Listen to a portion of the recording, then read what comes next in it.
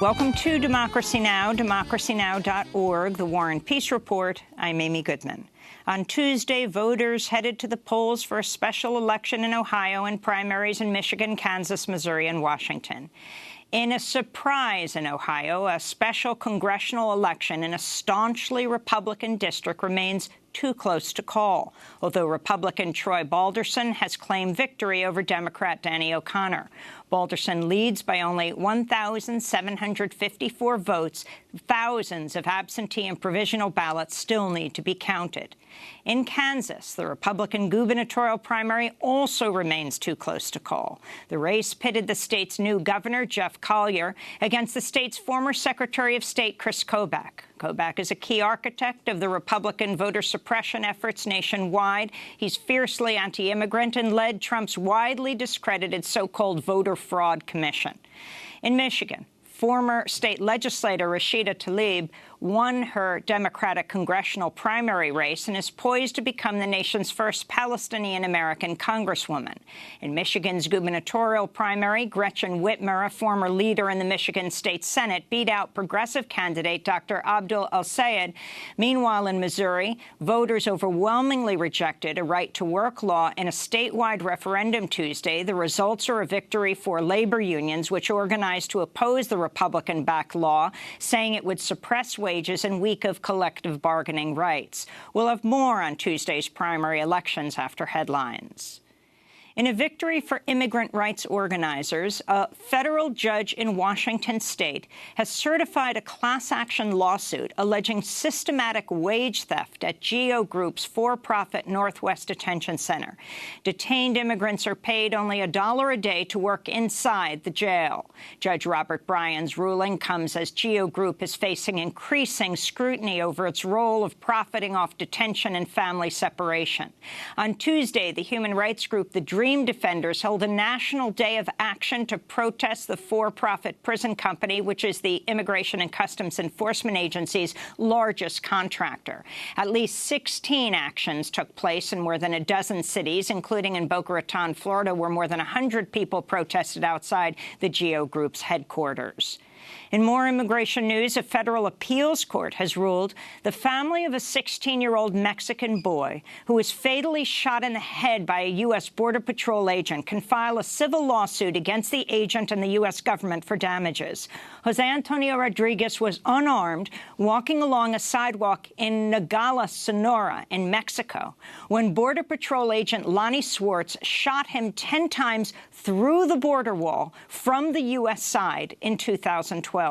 In April, a federal jury acquitted Agent Swartz on murder charges. He's now facing a retrial on manslaughter charges.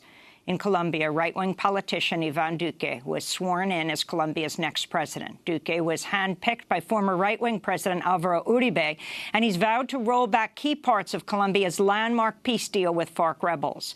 U.S. Ambassador to the United Nations Nikki Haley was at the inauguration and met with Duque ahead of the ceremony yesterday to discuss U.S.-Colombia relations and the U.S.-backed drug war in Latin America.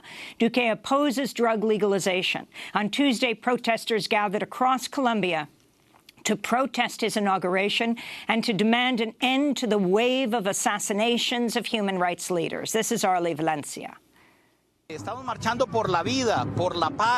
We're marching for life, for peace, for the democracy that was defeated on June 17th, bought by the National Registry and also by former conservative President Álvaro Uribe Vélez.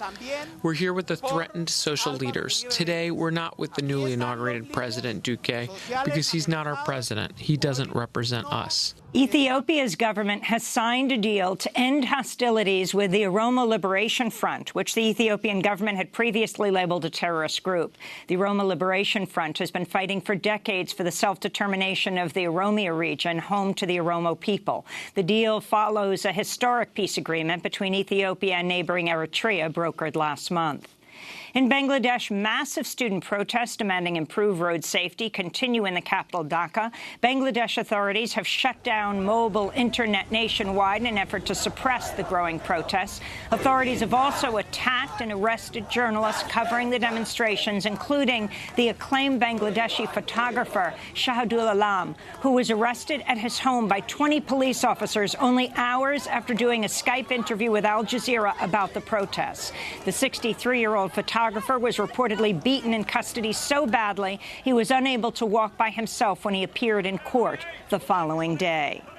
In California, 6 youth activists were arrested after holding a sit-in protest at California Governor Jerry Brown's office to demand action on climate change.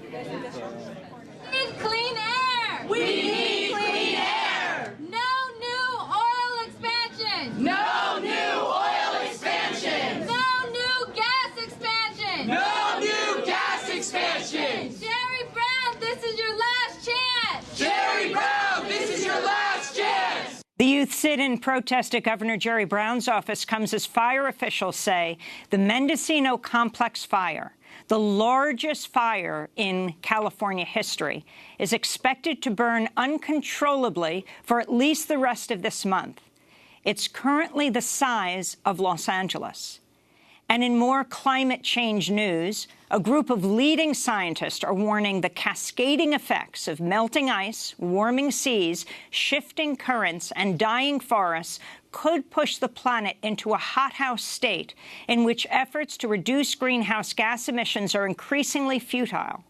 Their study was published in the journal Proceedings of the National Academy of Sciences. Puerto Rico is planning to transport 3,200 prisoners to private prisons on the U.S. mainland, thousands of miles away from their families on the island.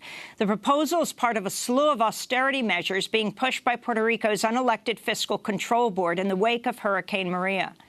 Officials say the plan will save Puerto Rico $400 million over 4 years, but prisoners are opposed to the plan, saying it will make it next to impossible for them to receive visits from their family members. In Tennessee, lawyers for death row prisoner Billy Ray Eric are appealing to the U.S. Supreme Court to stay his scheduled execution Thursday. Eric was convicted in 1986 of the rape and murder of a 7-year-old girl in Knox County, Tennessee. He's one of 33 death row prisoners who are challenging Tennessee's plan to use a controversial 3-drug cocktail for executions, which includes the sedative midazolam, which has been used in multiple painful, botched executions in the past. The prisoners say the drug cocktail amounts to being tortured to death. And New York City Mayor Bill de Blasio has signed a new law to allow prisoners to make free phone calls from inside New York City's jails, following a long campaign by activists demanding an end to the exorbitant and exploitive rates charged by the billion-dollar prison phone industry. Currently, the private company Securus, which manages phones in New York City's jails, reaps $2.5 million every single year off prisoners' phone calls. About 75% of the people incarcerated in New York City's jails have not been convicted of a crime and are sitting in jail awaiting their trials. And those are some of the headlines. This is Democracy Now!, democracynow.org, The War and Peace Report. I'm Amy Goodman. And I'm Juan Gonzalez. Welcome to all of our listeners and viewers around the country and around the world.